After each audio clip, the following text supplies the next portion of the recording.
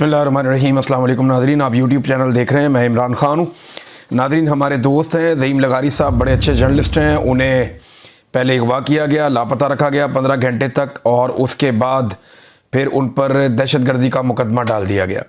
ये इंतहाई अफसोसनाक सूरत हाल है। मामला ये है कि ज़हीम लगारी साहब वही सहाफ़ी हैं जिन्होंने मरीम नवाज़ की पंजाब हुकूमत की एक करप्शन पकड़ी थी, और वो जब उन्होंने करप्शन पकड़ी तो उन्हें ISI ने अगवा कर लिया था और 1 हफ़्ते तक उन्हें अगवा रखा गया था। उसके बाद जब उनको रिहा किया गया तो थोड़े दिन के बाद जो बारिशें हुई उनमें मरीम नवाज़ की करप्शन जो है वो कुदरत ने भी पकड़ ली, उसी मनसूबे की जो पंजाब हुकूमत का था, और उसके बाद ये सरखरू हो गए थे। लेकिन पाकिस्तान की इंटेलिजेंस एजेंसीज़ ने साबित किया था कि वो शरीफ ख़ानदान की ग़ुलामी में किसी भी हद तक जाने के लिए तैयार हैं। अब ज़हीम लगारी साहब जो हैं उन्होंने बहुत ज़्यादा बेनकाब किया, ना सिर्फ पंजाब हुकूमत को बल्कि साथ ही साथ वो पाकिस्तान तहरीक इंसाफ की कवरेज, क्योंकि देखें मना है, मीडिया को रोका जाता है कि आपने कवरेज नहीं करनी, तो वो ये कवरेज भी करते थे। और साथ में PMLN ने जितनी भी कोशिशें की कोई छोटा मोटा जलसा जुलूस करने की, तो ज़हीम लगारी साहब वो सहाफ़ी हैं जो वहाँ पहुँच जाते थे और जाके लोगों से माइक के अंदर पूछते थे कि आप नून लीग के जलसे में क्या लेने आए हैं। तो ज़्यादातर लोग उन्हें ये बताते थे कि जनाब हमारा तो इस जलसे से ताल्लुक़ ही कोई नहीं है, हम तो इस जलसे में आने ही नहीं चाहते थे, हम तो सिर्फ कोई बिरयानी खाने के लिए आया हुआ था, किसी को पैसे देकर लाए हुए थे, कोई गरीब 2 वक्त की रोटी के लिए आया हुआ था। कुछ लोगों ने कहा जी हम तो इनका तमाशा देखने आए हैं, और सारे लोग यही कहते रहे कि हम इमरान खान के सपोर्टर हैं, हम इमरान खान को वोट डालेंगे। तो नून लीग के जो बेचारे छोटी मोटी कोशिश करते थे जलसा जलसी करने की, क्योंकि लोग तो इनके जलसों में आते नहीं है, फ़िलहाल तो सूरत हाल ये है, बेचारे पैसा वैसा खर्च करते हैं। मरीम नवाज़ को उधर मुसीबत पड़ी हुई है जापान में, यानी अब वो जापान पहुंची हैं, तो जापान में मकामात को खुफिया रखा जा रहा है कि मरीम नवाज़ जहाँ पे जलसा करेगी, जलसा तो नहीं है, वो एक पब्लिक की एक गैदरिंग है छोटी सी, कि गैदरिंग करेगी, वो मकाम खुफिया रखना है। एक एक बंदे का पूरा बायोडाटा चेक किया जाता है जिसको मरीम नवाज़ के उस प्रोग्राम के अंदर बुलाया जाएगा।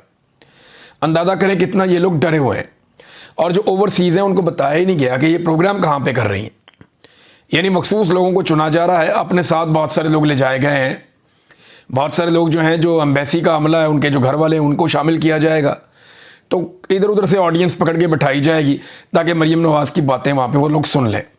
अब इस जाली हुकूमत को कहीं पे भी कोई तस्लीम नहीं करता, तो वहाँ पे उनको मुसीबत पड़ी हुई है जापान में। तफसीलात मैं आपके सामने रखूँगा, लेकिन ज़हीम लगारी साहब को दोबारा अगवा किया गया, बाद में गिरफ्तारी डाल दी गई और इंसदाद दहशतगर्दी का मुकदमा दर्ज कर दिया गया। वजह यह है कि ये पंजाब हुकूमत की करप्शन, उनकी नाअहलियों को रिपोर्ट करते हैं, और जो झूठी मकबूलियत के उनके दावे होते हैं उनके पोल खोल देते हैं उनके जलसों में जाकर, जहाँ पे वो बेचारे कोशिश करते हैं जलसा करने की, ये माइक लेकर पहुँच जाते हैं और पूरा का पूरा रिपोर्ट कर देते हैं। इसकी वजह से PMLN को बहुत तकलीफ़ है, और जब PMLN को तकलीफ़ होती है, मरीम नवाज़ को तकलीफ़ होती है, तो पाकिस्तान की इंटेलिजेंस एजेंसीज़ को तकलीफ़ होती है, और फिर इस आदमी के ख़िलाफ़ दोबारा कार्रवाई की गई। ज़हीम लगारी साहब के लिए तमाम सहाफ़ियों को आवाज़ उठानी चाहिए। मेरे जितने सहाफ़ी दोस्त हैं उन सबको चाहिए कि आवाज़ उठाएं, सहाफ़ती तंजीमें उनको भी चाहिए कि आवाज़ उठाएं। यहाँ पे आज़ादी इज़हार राय को कुचलने की ये एक और कोशिश है, और इसके ख़िलाफ़ सबको मिलकर बात करनी चाहिए। नाज़रीन, सुहेल वड़ाइच साहब ने जो धमकियाँ दी हैं इमरान खान साहब को और पाकिस्तान तहरीक इंसाफ को अपनी तहरीरों के ज़रिए से, उन धमकियों पर तहरीक इंसाफ का कोई रद्द-ए-अमल नहीं आ रहा, और ऐसा लगता है कि शायद तहरीक इंसाफ इनको संजीदा नहीं ले रही या इस पर कोई रद्द-ए-अमल देना नहीं चाहती। देखिए, अगर आप सुहेल वड़ाइच को किसी खाते में ना भी लें, या आप ये कहें कि ये एक सीरियस करैक्टर नहीं है, हम इनके बारे में बात ही नहीं करना चाहते, तो ये आपकी मर्ज़ी है। लेकिन देखिए, सुहेल वड़ाइच ने जिनसे मुलाकात की वो तो पाकिस्तान के आर्मी चीफ हैं, वो तो पाकिस्तान के फील्ड मार्शल हैं, और इस वक्त मुल्क के स्याह और सफ़ेद के मालिक हैं। बल्कि हमेशा से ये फ़ौजी सरबराह जो है वही पाकिस्तान के स्याह और सफ़ेद के मालिक रहते हैं। लिहाजा ये जो फौजी सरबराह ने उनसे मुलाकात की और फिर सुहेल वड़ाइच साहब ने उनकी ख्वाहिशात को या उनकी बातों को अपने कॉलम के अंदर लिख दिया, तो अब सुहेल वड़ाइच साहब के मामले को पाकिस्तान तहरीक इंसाफ को संजीदा लेना चाहिए था। और ऐसे मौके पर जब साले जाफ़र साहब ने भी एक दावा कर दिया, ये साले जाफ़र वही सहाफ़ी हैं जो सियासतदानों के कमरों से जिनसी अद्वियात भी निकाल लाते हैं डिक्टेटर्स के कहने पर या उनके अदवार में, और ये मरीम नवाज़ की कपड़ों की तारीफ़ भी बहुत करते थे गैर मुल्की दौरों में। तो ये हमेशा से एक लाइन लेते हैं। तो अभी जो है साले जाफ़र साहब के बकौल पाकिस्तान तहरीक इंसाफ की क़यादत सच्चे दिल से माफ़ी पर गौर कर रही है। मुझे समझ नहीं आती कि ये सच्चे दिल क्या है, ये सच्चे दिल की माफ़ी क्या होती है, और ये कैसे, पैरामीटर क्या पता कैसे चलेगा कि सच्चे दिल से या झूठे दिल से है, ये तो बात समझ नहीं आती। लेकिन 3 चीज़ें जो है ना वो सुहेल वड़ाइच साहब के कॉलम से निकलती हैं या उनकी तहरीरों से निकलती हैं, जिन्हें पाकिस्तान तहरीक इंसाफ को संजीदा लेना चाहिए, क्योंकि उन्होंने फील्ड मार्शल से मुलाकात की बाकायदा यूरोप जाके, ब्रसल्स में, अब बल्कि तस्वीर भी उन्होंने जारी की है, वहां जाके मुलाकात की। उसके बाद उन्होंने ऐसी बातें की जिन पे पाकिस्तान तहरीक इंसाफ को नोटिस लेके बात करनी चाहिए। नंबर 1, ये जान से मारने की धमकियां हैं। इसमें जुल्फिकार दी भुट्टो का जिक्र है, तारा मसीह का जिक्र है जिसने फांसी दी थी, या कोई सानिया हो जाएगा इसका जिक्र है। तो ये एक तरह की धमकियां हैं। एक तो धमकियां दी जा रही हैं, और बहुत सारे जो जर्नलिस्ट हैं वो ये कह रहे हैं कि जो पुराने टाउट्स हैं शायद वो कामयाब नहीं हुए, तो अब सुहेल वड़ाइच जैसे सीनियर आदमी को एक मौका दिया गया है कि आप डराएं और धमकाएं, शायद ये फॉर्मूला काम कर जाए। दूसरा, आसिम मुनीर साहब से मुलाकात के बाद कहा गया, जो भी उनकी तरफ से कहा गया, उससे पहले उन्होंने जो बातें की वो थोड़ी मुख्तलिफ थी, लेकिन ये जो जान से मारने की धमकियां ये आर्मी चीफ से मुलाकात के बाद हैं, तो तहरीक इंसाफ को संजीदा लेना चाहिए।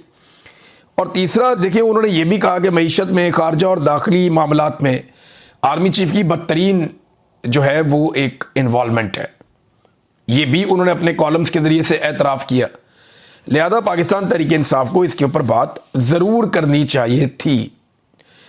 देखिए ना, आप हर लिहाज से बात कर सकते हैं कि आर्मी चीफ को ये आईनी तौर पे इख्तियार नहीं है कि वो मईशत पे बात करें, वो बात करें खारजी मामलात पे या दाखिली मामलात पे, उनकी ये डोमेन नहीं है, ये सियासतदानों की है। और अगर वो ये कर रहे हैं तो इस पर अपोजिशन ही तनकीद करेगी ना, तो अपोजिशन इस पर बात ही नहीं करती। और मैं हैरान हूँ पाकिस्तान के उलमा इकराम पे, यानी मौलवी हजरात से मेरा ये सवाल है कि मौलवी साहिबान, यानी आपको होश नहीं आ रही? सुहेल वड़ाइच साहब ने अपने कॉलम में लिखकर बताया, हर छोटी छोटी चीज़ पे आप जाग जाते हैं, इद्दत वाले केस पे आपको होश नहीं आती। पाकिस्तान के मौलवियों को छोटी छोटी चीज़ों के ऊपर आप उछलना शुरू हो जाते हैं। अब मुझे ये बताएं कि अल्लाह ताला ने फरिश्तों को कहा कि आदम अलैहिस्सलाम को सजदा करो, और पाकिस्तान की एस्टेब्लिशमेंट ने इमरान खान को कहा कि माफ़ी मांग लो। अब ये मिसाल देने का तुक क्या है? यानी क्या पाकिस्तान की एस्टेब्लिशमेंट खुद को खुदा समझना शुरू हो गई है, और इमरान खान को इबलीस साबित करने के लिए ये अब कुरान पाक का ये वाला हवाला पेश करेंगे? और जिन लोगों ने माफ़ी मांग ली, क्या वो सारे फरिश्ते साबित हो गए हैं? यानी जरदारी और नवाज शरीफ, क्योंकि इन्होंने माफिया मांग के बूट पॉलिश किए हुए हैं, तो क्या ये फरिश्ते हैं अब? तो एस्टेब्लिशमेंट खुद को खुदा क्लेम कर रही है। इसके ऊपर कोई पाकिस्तान के मौलवियों ने बात की? बिल्कुल खामोश है, कोई बात ही नहीं करता। हाँ, ये ज़रूर है कि फजलुर रहमान साहब की जमात के कुछ लोगों को बड़ा गुस्सा है इस्लामाबाद में मसाजिद के मामले को लेकर, क्योंकि ये ज़्यादातर मसाजिद जो है वो ज़िया-उल-हक साहब के दौर में बनी है और फजलुर रहमान साहब की जमात और उनके फ़िरके से मुताल्लिक है। तो ये उनकी एक स्ट्रेंथ है कि इन मसाजिद में, इन मदारिस में वो बच्चे हैं जो उनके एहतजाज वगैरह में भी आते हैं, और वो उनकी एक वाबस्तगी भी है इन मदारिस और मसाजिद के साथ, एक दिली वाबस्तगी भी हो जाती है ना। तो हाफिज़ अब्दुल्ला साहब ने कहा जी कि आर्मी चीफ भी हाफ़िज़ कुरान है, मैं भी हाफ़िज़ कुरान हूँ, तो आए कुरान पाक सामने रख के बात कर लेते हैं कि कोर कमांडर हाउस पर एहतजाज और तोड़फोड़ ज़्यादा बड़ा जुर्म था, या इस्लामाबाद में एक पुरानी मस्जिद को गिराना ज़्यादा बड़ा जुर्म था। और अगर ग्रीन बेल्ट का मामला है तो ग्रीन बेल्ट पे तो बेशुमार लोगों ने बहुत बड़ी बड़ी चीज़ें बनाई हुई हैं, नालों के रस्तों में बनाई हुई हैं, वहाँ से आगाज़ कर लें, मस्जिद क्यों गिराई गई? फिर हाफिज़ अब्दुल्ला ने यह भी कहा कि मस्जिद इतनी उजलत में गिराई गई कि कुरान पाक को भी दरगोर कर दिया गया, वहाँ पे दबा दिया गया ज़मीन में, कुरान पाक की बेहुरमती भी की गई, और ये उन्होंने ऑन एयर कहा, और फिर रातों रात सफाई करके वहाँ पे दरख्त भी लगा दिए गए। अब आप नाज़रीन अंदाज़ा कीजिए कि जो इतनी ताकत रखता है वज़ीर दाखिला, या इतनी कुदरत रखता है, या चीज़ों को ऐसे कंट्रोल करता है कि रातों रात मस्जिद और मदरसा हटा के वहाँ पे सीधा मैदान बना के वहाँ पे रातों रात दरख्त लगा के वो साबित कर देता है कि यहाँ तो कुछ था ही नहीं। तो जब 26 नवंबर 2024 को इस्लामाबाद डी चौक में गोली चली और वहाँ पे लाशें पड़ी थी, तो इनके लिए फिर लाशें गायब करना और उस जगह को साफ करना, धोना और पहले जैसा बना देना कौन सा मुश्किल था? वो ये भी कर सकते हैं। जो ये कर सकते हैं इतना बड़ा काम, तो वो काम भी इनके लिए कोई मसला नहीं था, उठाओ और गायब कर दो, हर चीज़ साफ कर दो। लिहाजा ये फजलुर रहमान साहब की पार्टी इसके ऊपर थोड़ी सी गुस्से में है, लेकिन मौलवी हजरात जो आर्मी चीफ से मनसूब एक चीज़ सुहेल वड़ाइच साहब ने की है उसके ऊपर अभी तक बात नहीं कर रहे। हम इंतज़ार करेंगे कि कौन से मौलवी इसके ऊपर बात करते हैं। नाज़रीन, इमरान खान साहब तो डील नहीं कर रहे। ये जो ख्वाहिश है ना माफ़ी की, ये बहुत पुरानी है, बहुत पुरानी है। एस्टेब्लिशमेंट हमेशा से चाहती है कि सारे उनसे माफ़ी मांगे। जब अभी मेरी आज बात हो रही थी हैदर मजीद से, ये इमरान खान साहब के साथियों में से एक है, ISF के भी रहे, वकला तंजीमों के भी रहे, और ये हसन न्याजी के साथ ये गिरफ्तार हो गए थे और इन्हें फ़ौजी अदालत में रखा गया था।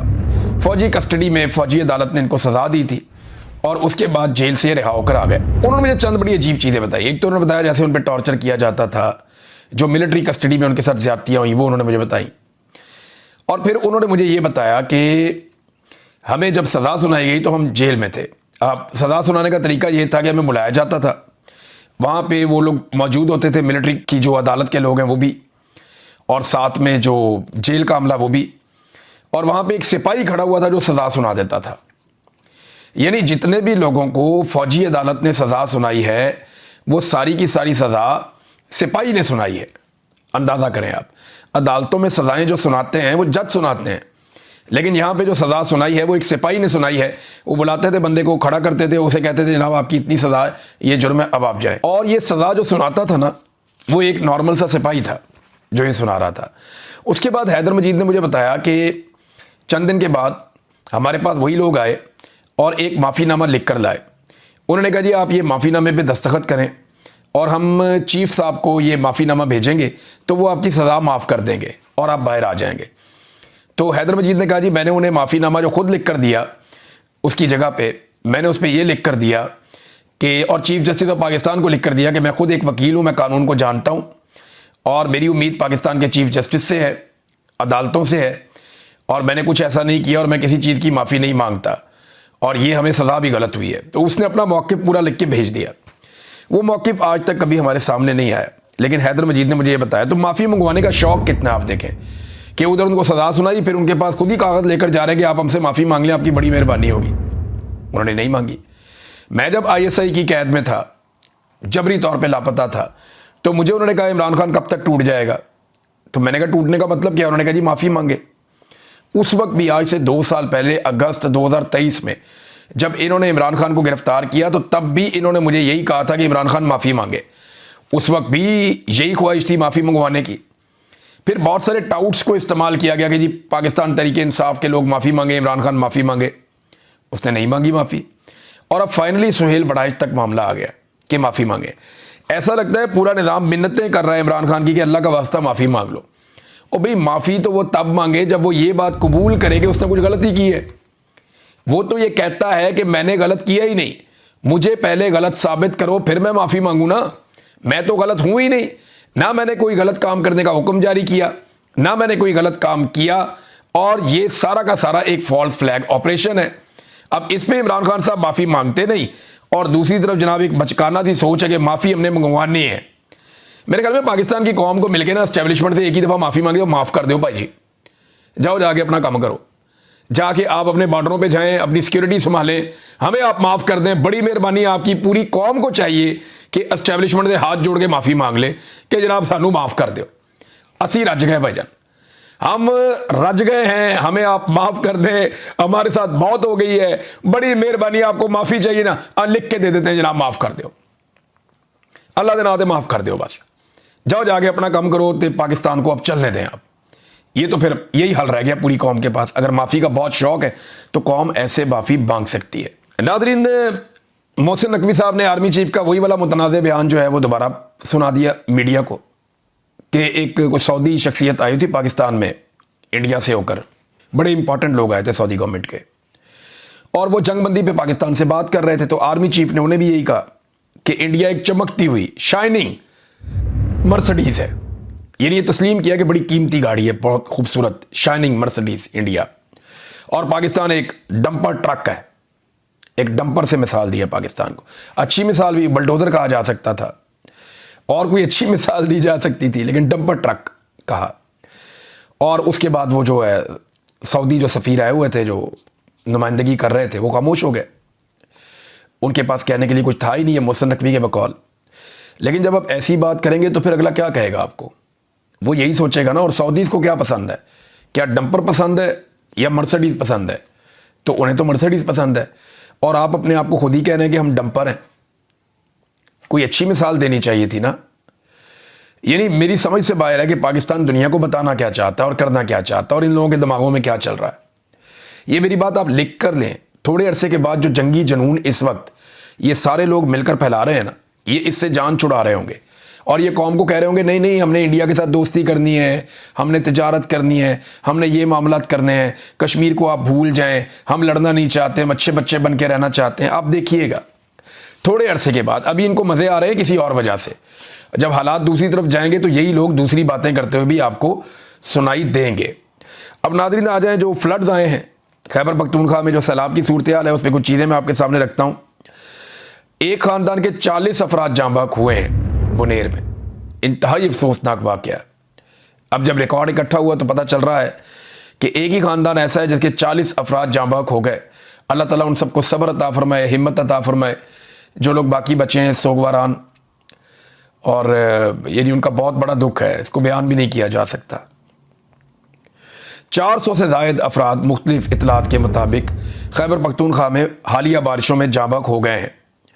बुनेर में 217 अफराद जाँ बहक हुए हैं और 200 से ज़्यादा लोग अभी तक लापता हैं। 2300 मकानात अब तक के डाटा के मुताबिक तबाह हो गए हैं। 6 स्कूल्स तबाह हो गए हैं। 639 गाड़ियां जो हैं वो बह गई हैं, मुकम्मल तौर पे तबाह हो गई। इसके अलावा नाजरीन एक और बहुत बड़ा वाक़या है और इस शख्स को तो बाकायदा अवार्ड मिलना चाहिए, सदारती अवार्ड इस शख्स को मिलना चाहिए। अगर कोई मुस्तहिक है तो वो ये आदमी है। इसने 900 इंसानों की ज़िंदगियां बचाई है कौन? एक स्कूल का हेडमास्टर। ये जो स्कूल के हेडमास्टर हैं ये बताते हैं कि मैंने उस दिन सुबह जब बारिश हो रही थी तो मैंने आखिरी नज़र मारी अपने स्कूल के करीब जो नाला है उसके ऊपर, जो बरसाती नाला है, और मुझे अंदाज़ा हो गया कि कुछ देर के बाद ये बारिश नहीं रुकती तो ये पानी ओवरफ्लो होकर बाहर आ जाएगा और एक तबाही फैल जाएगी। तो उन्हें जब ये अंदाज़ा हुआ, क्योंकि इससे पहले 1995 में उनको याद था कि गर्मियों की छुट्टियों के दौरान ये नाला बिफर गया था और ये स्कूल बह गया था, फिर ये दोबारा तामीर किया गया था। तो उन्होंने कहा मुझे अंदाज़ा हो रहा था कि शायद कोई ख़तरा आ सकता है बड़ा। तो 900 बच्चे स्कूल में मौजूद थे और मकामी सियासी क़यादत ने भी इस बात को कंफर्म किया है कि स्कूल में 900 बच्चे मौजूद थे। तो जो सईद अहमद साहब हैं, जो उस्ताद हैं, उन्होंने फौरी तौर पे, ये स्वात का एक स्कूल है, उन्होंने फौरी तौर पे बच्चों को छुट्टी दी और उन्होंने कहा कि फ़ौरन निकल जाओ और महफूज मकामात पे अपने घरों में जाओ। तो वो बच्चे वहाँ से निकल गए और उनके वहाँ से जाने की वजह से 900 अफराद की जान बची। वजह यह है क्योंकि स्कूल बाद में उसका पूरा मैदान भी बह गया, स्कूल की आधी इमारत भी बह गई, उसकी 4 दीवारी भी बह गई, और अगर बच्चे वहाँ पे मौजूद होते तो एक बड़ा जानी नुकसान हो जाता, जिसे अल्लाह रब्बुल इज़्ज़त ने महफूज रखा और उसकी वजह बना सईद अहमद नाम का ये उस्ताद। तो अल्लाह ताला इन्हें जो है वो इसका अजर अता फरमाए, और साथ ही साथ जो है पाकिस्तान की हुकूमत की रिस्पॉन्सिबिलिटी है सदारती अवार्ड से नवाजा जाए, क्योंकि बहुत बड़े पैमाने पर इंसानों की इन्होंने जान बचाई है। नाज़रीन, ऑपरेशन के मामलात में कंट्रोवर्सी बहुत ज़्यादा बढ़ गई हैं। सवाए गंडापुर के कोई भी इस ऑपरेशन को सपोर्ट नहीं कर रहा। गंडापुर भी खुफिया तरीके से कर रहे हैं, यानी वो कर्फ्यू लगा कर ऑपरेशन, जो मिलिट्री ऑपरेशन हो रहा है वक्फे से खैबर पख्तूनख्वा में, वो ऑपरेशन को सपोर्ट कर रहे हैं। एमल वली खान ने और फजलुर रहमान साहब ने उसकी शदीद मुखालफत की है। फजलुर रहमान साहब ने बड़ा ज़बरदस्त स्टेटमेंट भी इसके खिलाफ दिया है, जबकि एमल वली खान साहब ने फौरी तौर पे ऑपरेशन रोकने और उसको बंद करने का मुतालबा कर दिया है। अब सिर्फ गंडापुर साहब की हुकूमत है जो खैबर पख्तूनख्वा की है, जो ऑपरेशन को सपोर्ट देती है, जबकि पाकिस्तान तहरीक इंसाफ के चेयरमैन इमरान खान साहब ने बड़ी सख्ती से कहा हुआ है कि किसी सूरत भी ऑपरेशन बर्दाश्त नहीं किया जाएगा, और अगर गंडापुर ये ऑपरेशन नहीं रोक सकता तो फिर उसे इस्तीफ़ा दे देना चाहिए, ये इमरान खान साहब ने कहा था। तो ऑपरेशन तो खैबर पख्तूनख्वा में हो रहा है और लगातार हो रहा है। कभी उसमें तातुल आता है थोड़ा सा, लेकिन दोबारा शुरू हो जाता है, और ये रोकने का ऐसा लगता है कोई इरादा भी नहीं है एस्टेब्लिशमेंट का। लेकिन इस मरतबा उन पर दबाव बहुत ज़्यादा है ऑपरेशन रोकने के लिए। बहुत सारे लोग जो है वो पहले ही नकल मकानी कर चुके हैं और अब सैलाब की सूरत हाल भी है। तो खैबर पख्तूनख्वा की हुकूमत के सामने बहुत सारे चैलेंजेस हैं। अब तक के लिए इतना ही। अपना ख्याल रखिएगा, अपने इस चैनल का भी। अल्लाह हाफ़िज़।